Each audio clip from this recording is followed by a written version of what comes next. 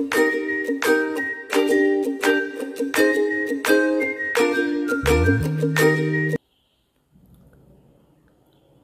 My dear students, welcome to learn easily channel. ಈ ಒಂದು ವಿಡಿಯೋದಲ್ಲಿ ನಾವು WH ಆಡನ್ಸ್ ರವರ ರೆಫ್ಯೂಜಿ ಬ್ಲೂಸ್ ಈ ಒಂದು ಪದ್ಯದ ಕನ್ನಡದ ಲೈನ್ ಬೈ ಲೈನ್ ಎಕ್ಸ್ಪ್ಲನೇಷನನ್ನು ಕಲಿತಾ ಸಾಗೋಣ. WH ಆಡನ್ಸ್ ರವರ ಈ ಒಂದು ರೆಫ್ಯೂಜಿ ಬ್ಲೂಸ್ ಈ ಪದ್ಯದ ಒಂದು ಸೆಂಟ್ರಲ್ ಥೀಮನ್ನು ನೋಡಿದಾಗ, it is the flight of the Jewish refugees to Germany and they are lost their identity and they don't have a secure place in the world. ಇಲ್ಲಿ WH ಆಡನ್ ರವರು ಜೂಯಿಷ್ ರೆಫ್ಯೂಜೀಸ್ ಆಗಿ Nazi ಜರ್ಮನಿಗೆ ಒಂದು ವಲಸೆ ಹೋಗಿದ್ದಾರೆ, ನಿರಾಶ್ರಿತರಾಗಿ ಹೋಗಿದ್ದಾರೆ. ಅವರಿಗೆ ಯಾವುದೇ ಒಂದು ಐಡೆಂಟಿಟಿ ಇಲ್ಲದಾಗಿದೆ. ಅವರು ದೇಶವನ್ನು ಕಳ್ಕೊಂಡು ಬೇರೆ ದೇಶಕ್ಕೆ ಬಂದಿದ್ದಾರೆ, ಆದರೆ ಅಲ್ಲಿರ್ತಕ್ಕಂಥ ಜನ ಇವರನ್ನು ಒಪ್ತಾ ಇಲ್ಲ. ಆದ್ದರಿಂದ ಅವರಿಗೆ ಈ ಪ್ರಪಂಚದಲ್ಲಿ ಒಂದು ರಕ್ಷಣೆಯ ಒಂದು ಸುರಕ್ಷಿತ ಸ್ಥಳ ಇಲ್ಲದಂತಾಗಿದೆ. ಈ ಒಂದು ಥೀಮ್ನಲ್ಲಿ ಈ ರೆಫ್ಯೂಜಿ ಬ್ಲೂಸ್ ಪದ್ಯವನ್ನು ಬರೆದಿದ್ದಾರೆ. ಬನ್ನಿ ಈ ಒಂದು ಲೈನ್ ಬೈ ಲೈನ್ ಸಮರಿಯನ್ನು ನೋಡ್ತಾ ಸಾಗೋಣ. ಇಲ್ಲಿ ಮೊದಲನೆಯ ಒಂದು ಸ್ಟ್ಯಾನ್ಸವನ್ನು ನೋಡಿದಾಗ, say this city has 10 million souls, some are living in mansions, some are living in holes, yet there's no place for us my dear, yet there is no place for us. ಈ ಮೊದಲನೇ ಸಾಲಲ್ಲಿ ಹೇಳ್ತಾ ಇದ್ದಾರೆ, ಅವರು ಒಂದು ನಿರಾಶ್ರಿತರಾಗಿ ಒಂದು ನಗರಕ್ಕೆ ಬಂದಿದ್ದಾರೆ. ಆ ನಗರದಲ್ಲಿ ಸುಮಾರು 10 ಮಿಲಿಯನ್ ಜನರಿದ್ದಾರೆ. ಅಂದರೆ 10 ಮಿಲಿಯನ್ನಷ್ಟು ಜನರಿದ್ದಾರೆ, 1 ಕೋಟಿಯಷ್ಟು ಜನರಿದ್ದಾರೆ. ಅವರೆಲ್ಲರೂ ಕೆಲವರೆಲ್ಲರೂ ಮ್ಯಾನ್ಷನ್ಸ್, ಒಳ್ಳೆ ಬಂಗಲೆಗಳಲ್ಲಿ ವಾಸ ಮಾಡ್ತಾ ಇದ್ದಾರೆ. ಮತ್ತು ಕೆಲವರು ಏನು ಮಾಡ್ತಾ ಇದ್ದಾರೆ, ಅದರಲ್ಲಿ ಕೆಲವರು ಬಡವರು ಸಹ ಇದ್ದಾರೆ. ಇನ್ ಹೋಲ್ಸ್, ಅವರು ಬಡವರು ಸಹ ಇದ್ದಾರೆ. ಇಂತಹ ದೊಡ್ಡ ನಗರದಲ್ಲಿ ನಮಗೆ ಸ್ಥಳವಿಲ್ಲ. ಇಲ್ಲಿ ಸ್ಪೀಕರ್ ಆ ನಿರಾಶ್ರಿತರಲ್ಲಿ ಒಬ್ಬರಾಗಿದ್ದಾರೆ WH ಆಡನ್. ಅವರು ತಮ್ಮ ನಿರಾಶ್ರಿತರಲ್ಲಿ ಒಬ್ಬರಿಗೆ ಅಥವಾ ನಿರಾಶ್ರಿತರೆಲ್ಲರಿಗೂ ಹೇಳ್ತಾ ಇದ್ದಾರೆ, my dear, yet there is no place for us. ಆದ್ದರಿಂದ ನಮಗಿಲ್ಲಿ ಸ್ಥಳ ಇಲ್ಲ ಅಂತಕ್ಕಂಥ ಮಾತನ್ನು ಹೇಳ್ತಾ ಇದ್ದಾರೆ. 10 ಲಕ್ಷ ಅಂದರೆ 1 ಕೋಟಿಯಷ್ಟು ಜನ ಇಲ್ಲಿದ್ದಾರೆ, ಬಡವರಿದ್ದಾರೆ, ಶ್ರೀಮಂತರು ಮ್ಯಾನ್ಷನಲ್ಲಿ ವಾಸ ಮಾಡ್ತಾ ಇದ್ದಾರೆ. ಆದರೆ ನಮಗಿಲ್ಲಿ ಸ್ಥಳವಿಲ್ಲ ಅಂತಕ್ಕಂಥ ಮಾತನ್ನು ಹೇಳ್ತಾರೆ. ಎರಡನೇ ಸ್ಟ್ಯಾನ್ಸಾಗೆ ಬಂದಾಗ, once we had a country and we thought it fair, look in the atlas and you will find it there, we cannot go there now my dear, we cannot go there now. ಇಲ್ಲಿ ಆ speaker WH ಆಡನ್ ರವರು ಹೇಳ್ತಾ ಇದ್ದಾರೆ, ನಮಗೂ ಒಂದು ದೇಶ ಅಂತಕ್ಕಂಥದ್ದಿತ್ತು. ನಾವು ತುಂಬ ಚೆನ್ನಾಗಿ ಅಲ್ಲಿ ಬಾಳ್ವೆ ಮಾಡ್ತಾ ಇದ್ವಿ. ಅದು ತುಂಬ ಚೆನ್ನಾಗಿ ಸಹ ಇತ್ತು, ನಮ್ಮ ದೇಶ ತುಂಬ ಚೆನ್ನಾಗಿತ್ತು. ಆದರೆ ಈಗ ಆ ದೇಶ ಎಲ್ಲಿದೆಯಪ್ಪ ಅಂದರೆ, ಲುಕ್ ಅಟ್ ದ ಅಟ್ಲಾಸ್, ಈಗ ಅಟ್ಲಾಸ್ದಲ್ಲಿ ಮಾತ್ರ ಇದೆ. You will find there, atlas ಆ ಗ್ಲೋಬ್ನಲ್ಲಿ ಮಾತ್ರ ನಮಗೆ ಈಗ ದೇಶ ಕಾಣಿಸ್ತಾ ಇದೆ. ವಿ ಕೆನಾಟ್ ಗೋ ದೇರ್ ನಾವು ಹಿಂತಿರುಗಿ ಮತ್ತೆ ಆ ಒಂದು ದೇಶಕ್ಕೆ ನಾವು ಹೋಗೋದಕ್ಕೆ ಸಾಧ್ಯ ಇಲ್ಲ, ನಾವಲ್ಲಿ ಮರಳಿ ಹೋಗೋದಕ್ಕೆ ಸಾಧ್ಯವೇ ಇಲ್ಲ ಅಂತಕ್ಕಂಥ ಮಾತನ್ನು ಹೇಳ್ತಾರೆ. ಅಂದರೆ ಅವರು ದೇಶ ಬಿಟ್ಟು ಬಂದಿದ್ದಾರೆ, ಆ ದೇಶ ಈಗ ಅವರಿಗೆ ಇಲ್ಲ, ಆ ರಾಷ್ಟ್ರ ಈಗ ಕೇವಲ ಅಟ್ಲಾಸ್ನಲ್ಲಿ ಮಾತ್ರ ಕಾಣುತ್ತೆ ಅಥವಾ ಗ್ಲೋಬ್ನಲ್ಲಿ ಮಾತ್ರ ಕಾಣುತ್ತೆ, ಮತ್ತೆ ಅವರು ಹಿಂತಿರುಗಿ ಅಲ್ಲಿಗೆ ಹೋಗೋಕ್ಕೆ ಸಾಧ್ಯ ಇಲ್ಲ ಅಂತಕ್ಕಂಥದ್ದನ್ನು ಹೇಳ್ತಾರೆ. ಇನ್ನು ಮುಂದಿನ ಸಾಲುಗಳಿಗೆ ಬಂದಾಗ, in the village churchyard there grows an old yew, every spring it blossoms anew. Old passports cannot do that, my dear, old passports cannot do that. ಈ ಒಂದು ಮಾತಿನಲ್ಲಿ ಹೇಳ್ತಾರೆ, ಒಂದು ಹಳ್ಳಿಯಲ್ಲಿ ಒಂದು ಚರ್ಚ್ನ ಒಂದು ಹಿಂದೆ ಒಂದು ಮರ ಬೆಳೆಯುತ್ತೆ, ಯೂ ಮರ ಅಂತಕ್ಕಂಥ ಒಂದು ಮರ ಬೆಳೀತಾ ಇದೆ. ಅದು ಪ್ರತಿ ವಸಂತ ಕಾಲದಲ್ಲಿ ಹೊಸದಾಗಿ ಚಿಗುರುತ್ತೆ. ಆದರೆ ನಮಗೆ ಆ ಪಾಸ್ಪೋರ್ಟ್ಸ್ ಅಂತಕ್ಕಂಥದ್ದು ಹಳೇದಾದರೆ ಅದು ಹೊಸದಾಗಿ ಮತ್ತೆ ಬರೋದಿಲ್ಲ. Old passports we cannot make it new. ಮರ ಹೊಸದಾಗಿ ಚಿಗುರುತ್ತೆ, ಆದರೆ ಮೈ ಡಿಯರ್, ನಮ್ಮ ಒಂದು ಓಲ್ಡ್ ಪಾಸ್ಪೋರ್ಟ್ಸ್ ಹೊಸದಾಗಿ ಮಾಡೋದಕ್ಕೆ ಆಗೋದಿಲ್ಲ.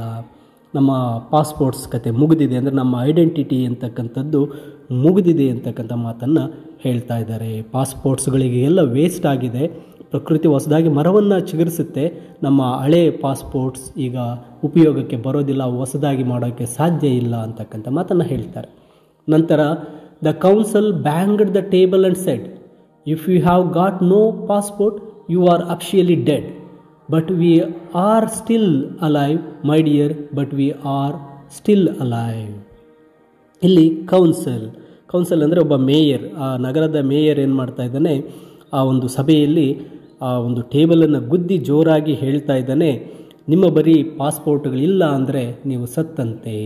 ಅಂದರೆ ಈ ದೇಶಕ್ಕೆ ಬಂದಿದ್ದರೆ ಈ ದೇಶದ ಪಾಸ್ಪೋರ್ಟ್, ಈ ದೇಶದ ಒಂದು ಗುರುತಿನ ಚೀಟಿ ನಿಮ್ಮ ಹತ್ರ ಇಲ್ಲ ಅಂದರೆ ನೀವು ಅಧಿಕೃತವಾಗಿ ಸತ್ತಂತೆ, ಅಫಿಷಿಯಲಿ ಡೆಡ್ ಅಂತ ಹೇಳ್ತಾರೆ. ಅದಕ್ಕೆ ಕವಿ WH ಅಡನ್ ಹೇಳ್ತಾರೆ, but we are still alive, ಆದರೆ ನಾವಿನ್ನೂ ಬದುಕಿದ್ದೇವೆ ಮೈ ಡಿಯರ್, ನಾವಿನ್ನೂ ಬದುಕಿದ್ದೇವೆ ಅಂತ ಹೇಳ್ತಾ ಇದ್ದಾರೆ. ಆದರೆ ಆ ಒಂದು ನಗರಕ್ಕೆ ವಲಸೆ ಹೋಗಿರ್ತಕ್ಕಂಥ ಮೇಯರ್ ಹೇಳ್ತಾ ಇದ್ದಾರೆ, ಪಾಸ್ಪೋರ್ಟ್ಸ್ ನಿಮ್ಮ ಹತ್ರ ಇಲ್ಲ ಈ ದೇಶದಂದರೆ ನೀವು ಸತ್ತಂತೆ ಅಂತಕ್ಕಂಥ ಮಾತನ್ನು ಹೇಳಿದ್ದಾರೆ.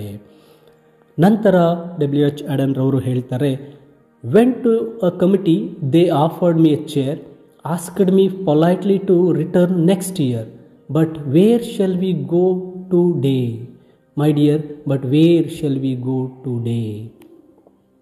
ಇಲ್ಲಿ ಆ ಸ್ಪೀಕರ್ ಆಗಿರ್ತಕ್ಕಂಥ ಕವಿಯವರು ಒಂದು ಕಮಿಟಿ ಮುಂದೆ ಹೋಗಿದ್ದಾರೆ, ಒಂದು ಸಮಿತಿ ಮುಂದೆ ಹೋದಾಗ ಅವರು ಅವರಿಗೆ ಒಂದು ಚೇರನ್ನು ನೀಡಿ ಕುಳಿಸಿದ್ದಾರೆ, ಮಾತಾಡಿಸಿದ್ದಾರೆ. ಆದರೆ ನಂತರ ಅವರು ಏನು ಹೇಳಿದಾರಪ್ಪ ಅಂದರೆ, ನೆಕ್ಸ್ಟ್ ಇಯರ್ ನೀವು ಇಲ್ಲಿಗೆ ಬನ್ನಿ ಅಂತ ಹೇಳಿದ್ದಾರೆ.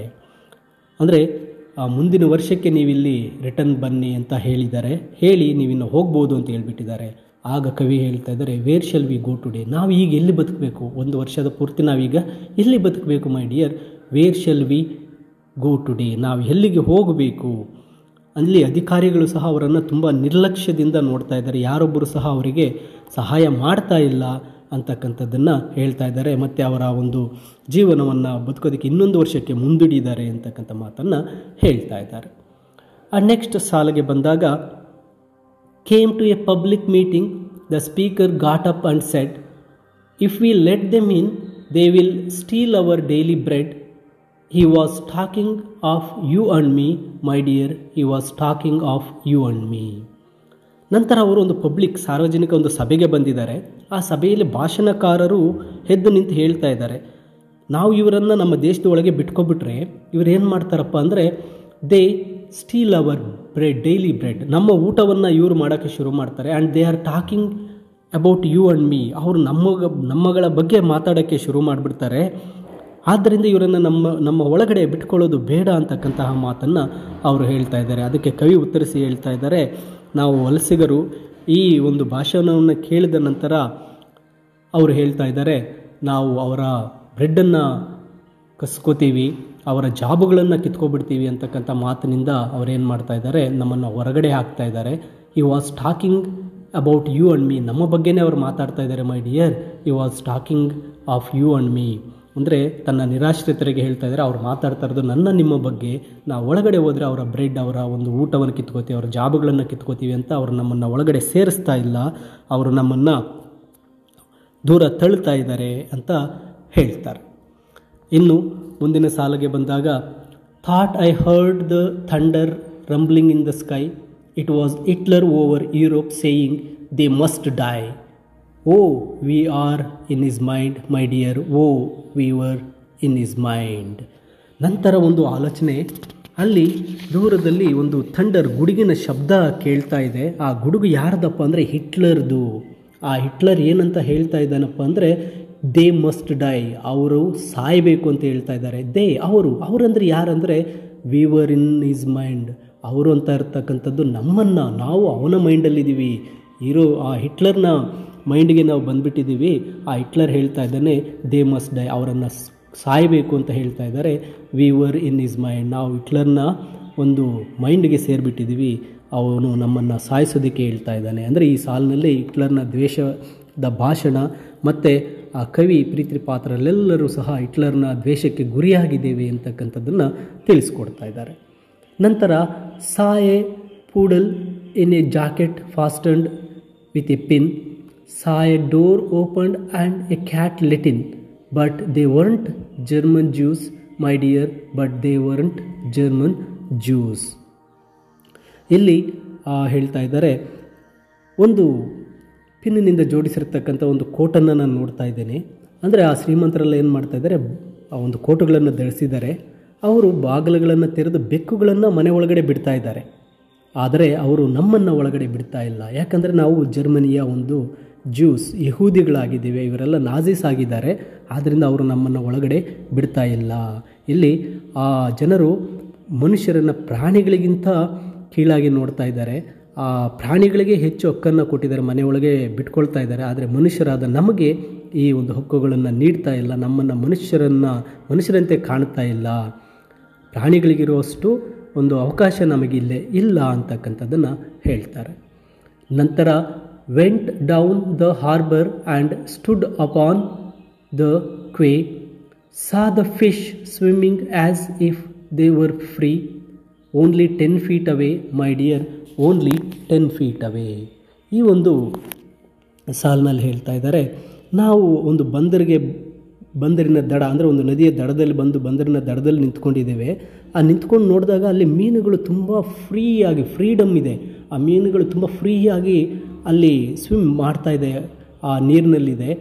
ಆದರೆ ನಾವು ಕೇವಲ 10 ಅಡಿ ದೂರದಲ್ಲಿ ನಿಂತಿದ್ದೇವೆ ಪ್ರೀತಿಯ ನನ್ನ ನಿರಾಶ್ರಿತರೇ ಅಂತ ಹೇಳ್ತಾ ಇದ್ದಾರೆ. ಅಂದರೆ ಈ ಸಾಲುಗಳು ಸ್ವತಂತ್ರದ ಒಂದು ಹಂಬಲವನ್ನು ಹೇಳ್ತಾ ಇದೆ. ಮೀನುಗಳಿಗೆ ಸ್ವತಂತ್ರವನ್ನು ನೋಡಿದಂತಹ ಕವಿ ನೋಡಿ ಅವು ಎಷ್ಟು ಸ್ವತಂತ್ರವಾಗಿದೆ, ಆದರೆ ನಮಗೆ ಆ ಸ್ವತಂತ್ರವಿಲ್ಲ. ನಾವು 10 ಅಡಿ ದೂರದಲ್ಲಿ ನಿಂತಿದ್ದೀವಿ ಅಂದರೆ ಅರ್ಥ ನಾವು ಸ್ವತಂತ್ರನ ಬಯಸ್ತಾ ಇದ್ದೀವಿ, ಸ್ವತಂತ್ರದಿಂದ ನಾವು ದೂರ ಇದ್ದೇವೆ ಅಂತಕ್ಕಂಥ ಮಾತನ್ನು ಹೇಳ್ತಾರೆ.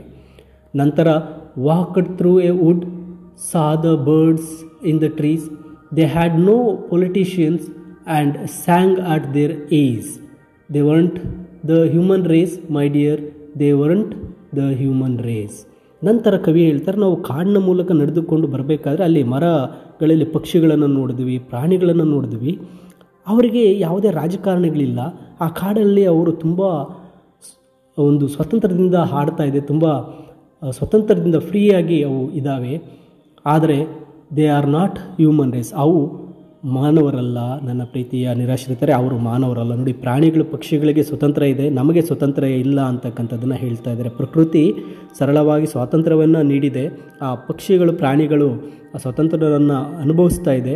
ಆ ಪಕ್ಷಿಗಳಿಗೆ ರಾಜಕಾರಣಿಗಳಿಲ್ಲ, ಆದ್ದರಿಂದ ಅವು ಶಾಂತಿಯಿಂದ ಬದುಕ್ತಾ ಇದೆ. ಆದರೆ ನಾವು ಪ್ರಾಣಿಗಳಲ್ಲ, ಪಕ್ಷಿಗಳಲ್ಲ, ನಾವು ಹ್ಯೂಮನ್ ರೇಸ್, ನಾವು ಮಾನವರು. ಅದಕ್ಕೆ ನಮಗೆ ಪೊಲಿಟಿಷಿಯನ್ಸ್, ಈ ಧರ್ಮ, ಅದು ಇದು ಅಂತ ಇದೆ ಅಂತಕ್ಕಂಥದ್ದನ್ನು ಹೇಳ್ತಾರೆ. ನಂತರ dreamed I saw A building with 1,000 floors, 1,000 windows and 1,000 doors, not one of them was ours my dear, not one of them was ours. ಇಲ್ಲಿ ಹೇಳ್ತಾರೆ, ನಾನೊಂದು ದೊಡ್ಡ ಮಹಡಿಯನ್ನು ನೋಡಿದೆ, 1000 ಮಹಡಿಗಳ ಒಂದು ಬಿಲ್ಡಿಂಗ್, ಅದರಲ್ಲಿ ಸಾವಿರಾರು ಕಿಟಕಿಗಳಿದೆ, ಸಾವಿರಾರು ಬಾಕಲುಗಳು ಇದ್ದಾವೆ. ಆ ಒಂದು ಕಟ್ಟಡದ ಕನಸನ್ನು ಕಂಡಿದ್ದೇನೆ, ಆದರೆ ಅವುಗಳಲ್ಲಿ ಒಂದು ಸಹ ನಮ್ಮದಲ್ಲ, ಯಾವುದೂ ಸಹ ನಮ್ಮದಲ್ಲ. 1000 floors ಇದೆ, 1000 windows, ಡೋರ್ಸ್ ಇದ್ದಾವೆ, ಆದರೆ ಅದರಲ್ಲಿ ಒಂದು ಮನೆಯು ನಮ್ಮದಲ್ಲ. ಓ ಮೈ ಡಿಯರ್, ಓ ನನ್ನ ನಿರಾಶ್ರಿತರೇ, ಅದು ಯಾವುದೂ ಸಹ ನಮ್ಮದಲ್ಲ ಅಂತಕ್ಕಂಥ ಮಾತನ್ನು ಹೇಳ್ತಾರೆ. ಇನ್ನು ಕೊನೆಯ ಸ್ಟ್ಯಾನ್ಸಾಗೆ ಬಂದಾಗ, stood on a great plain in the falling snow, 10,000 soldiers marched to and fro, looking for you and me my dear, looking for you and me. ಕೊನೆಯ ಸಾಲಲ್ಲಿ ಹೇಳ್ತಾರೆ, I stood in a great plain in the falling snow, ತುಂಬ ಹಿಮ ಬೀಳ್ತಕ್ಕಂಥ ಒಂದು ದೊಡ್ಡದಾದಂಥ ಪ್ರದೇಶದಲ್ಲಿ ನಾನು ನಿಂತಿದ್ದೆ. ಅಲ್ಲಿ 10,000 ಸೋಲ್ಜರ್ಸ್ ಏನು ಮಾಡ್ತಾ ಇದ್ದಾರೆ, ಮಾರ್ಚ್ ಮಾಡ್ತಾ ಇದ್ದಾರೆ, ಬರ್ತಾ ಇದ್ದಾರೆ, ಮೆರವಣಿಗೆ ಬರ್ತಾ ಇದ್ದಾರೆ.